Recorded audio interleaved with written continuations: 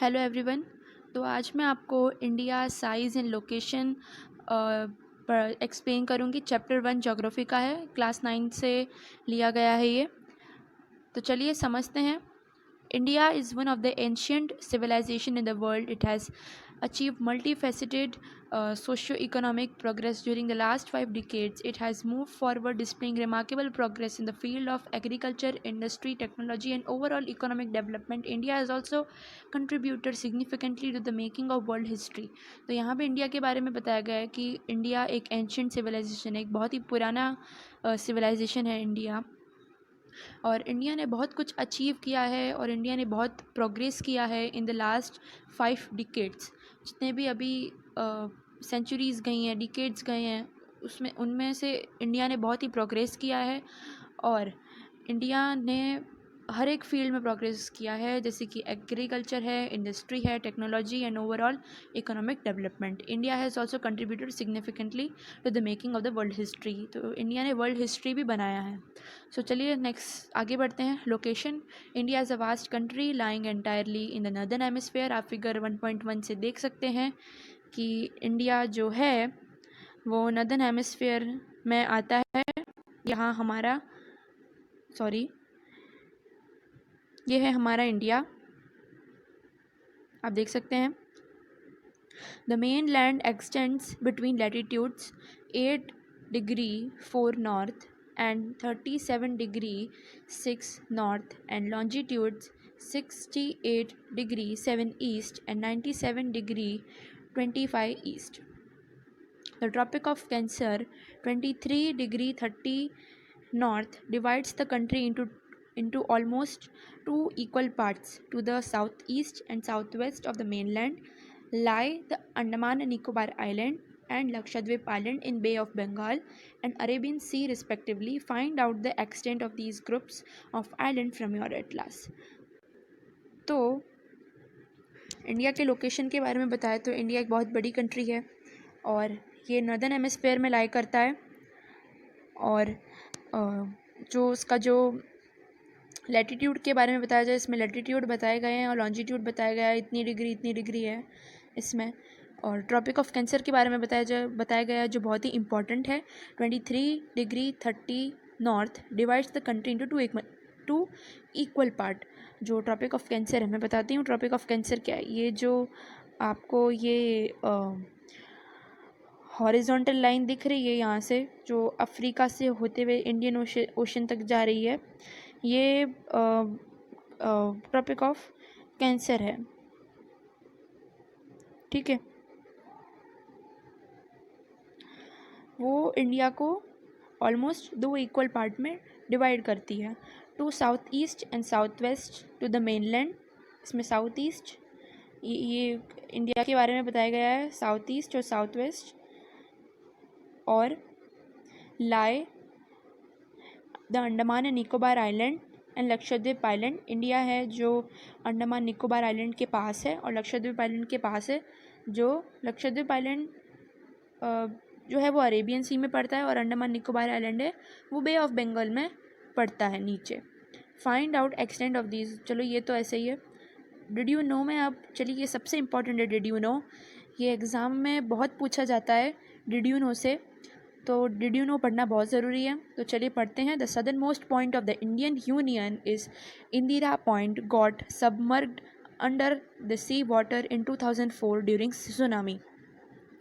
तो जो इंडिया का जो सदर्न मोस्ट पॉइंट है ऑफ द इंडियन यूनियन, एक इंदिरा पॉइंट करके है, वो पूरी तरह से डूब गया था ईयर 2004 में, जब सुनामी आई थी 2004 में। चलिए साइज़ की तरफ बढ़ते हैं। The land mass of India has an area of 3.28 million square kilometre. India has total area accounts for about 2.4% of the total geographical area of the world. From figure 1.2, it is clear that India is the 7th largest country of the world. India has a land boundary of about 15,200 km and the length of the coastline of the mainland, including Andaman and Nicobar and Lakshadweep, is 7516.1 sorry 7516.6 kilometre. तो यहाँ size के बारे में बताया गया है कि India के पास जो लैंड मास की बात करें तो India has an area of 3.2 million square kilometre, और इंडिया का टोटल जो है जोग्राफिकल जो एरिया है पूरे वर्ल्ड में इंडिया 2.4% कवर करता है स्पेस। और अगर हम बता दें कि इंडिया 7th लार्जेस्ट कंट्री है पूरे विश्व में, ये फिगर 1.2 है। यहाँ से आपको पता चलता है कि India is the 7th largest country. पहले रशिया है, फिर कनाडा, फिर यूएसए, चाइना, ब्राज़ील, ऑस्ट्रेलिया। सबसे पहले Russia is the biggest country, second largest country Canada, third largest country USA, fourth largest country China, fifth largest country Brazil, sixth largest country Australia. इसमें से भी exam में बहुत पूछा जाता है, तो प्लीज़ आप लोग ये भी देखिए। और इनका जो एरिया है, जैसे कि इंडिया का लैंड मास बताएगा 3.28, तो ऑस्ट्रेलिया का लैंड मास है 7.69। तो ये सब जानना ज़रूरी है। हाँ, हमने 1.2 में देखा, फिगर 1.2 में, कि India is the 7th largest country of the world. अब आते हैं, India has a land boundary उसकी 15,200 किलोमीटर है, और उसकी जो टोटल लेंथ है, कोस्ट लाइन, अगर हम कोस्ट लाइन को भी काउंट करें उसमें, मतलब कोस्ट लाइन में क्या क्या आ जाता है, अंडमान एंड निकोबार आइलैंड और लक्षद्वीप को अगर काउंट करें तो 7,516.6 किलोमीटर इसकी जो है टोटल लेंथ है, अगर हम कोस्ट लाइन को इंक्लूड करें तो। चलिए आगे बढ़ते हैं। India is bounded by the Yangfold Mountains in the northwest, north and northeast. South of about 22° north latitude, it begins to taper and extends towards the Indian Ocean, dividing into two seas, the Arabian Sea on the west and the Bay of Bengal on its east.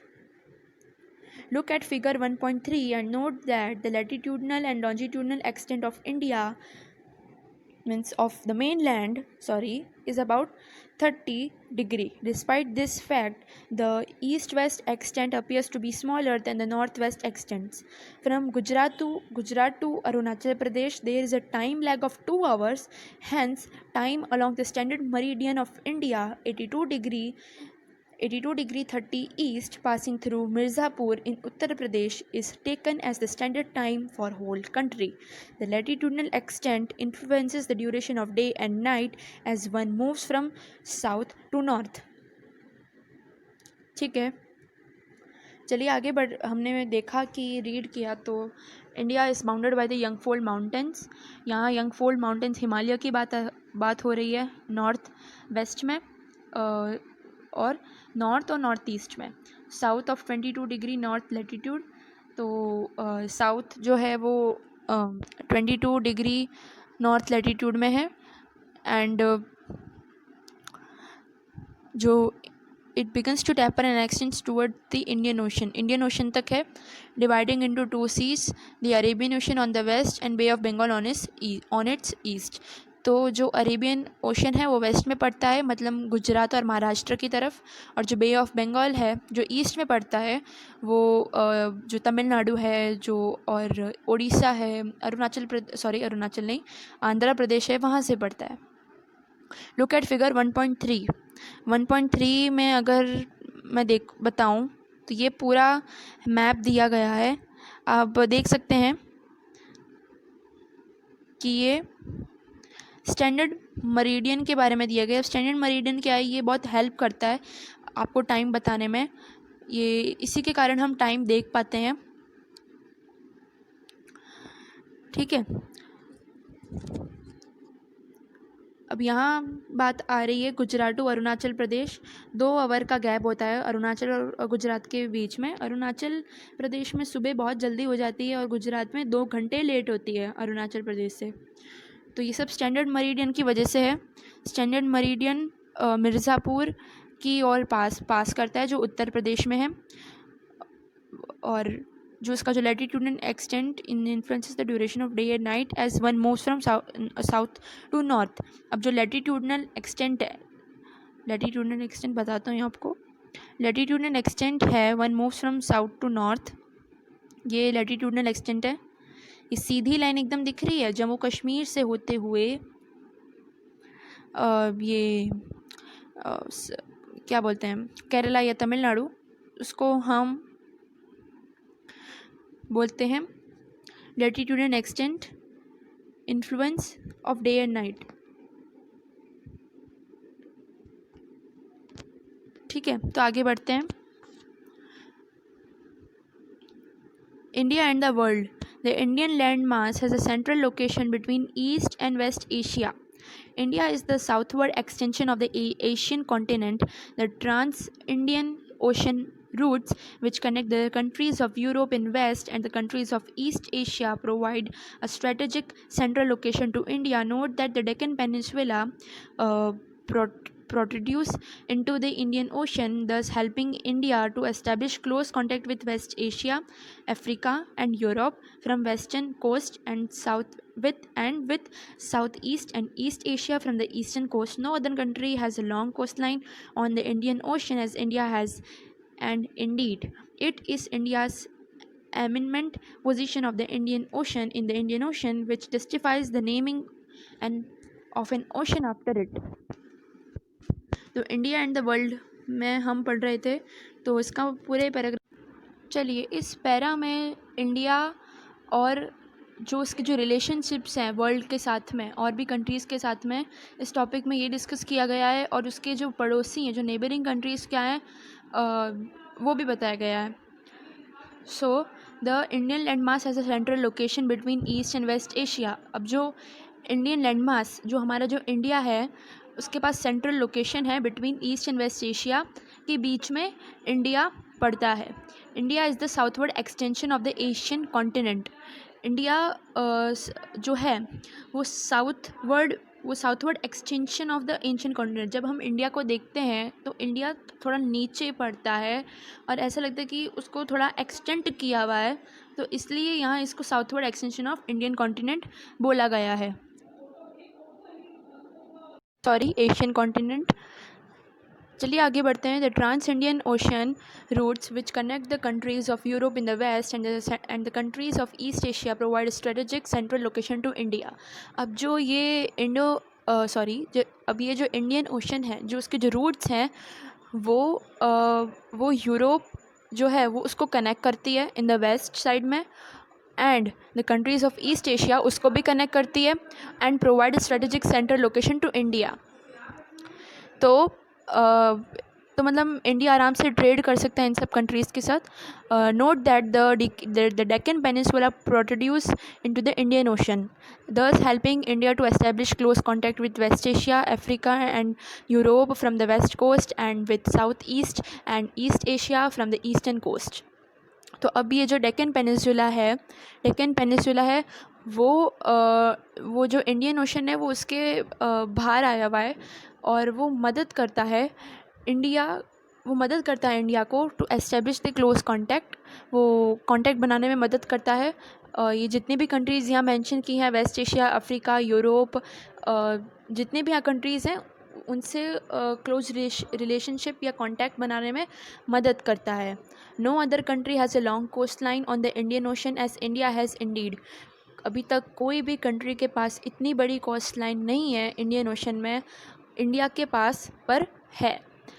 It's the India's eminent position in the Indian Ocean which justifies the naming of an ocean after it. India को eminent position प्राप्त है Indian ocean में, और जो Indian ocean है उसका नाम India के नाम पे रखा गया।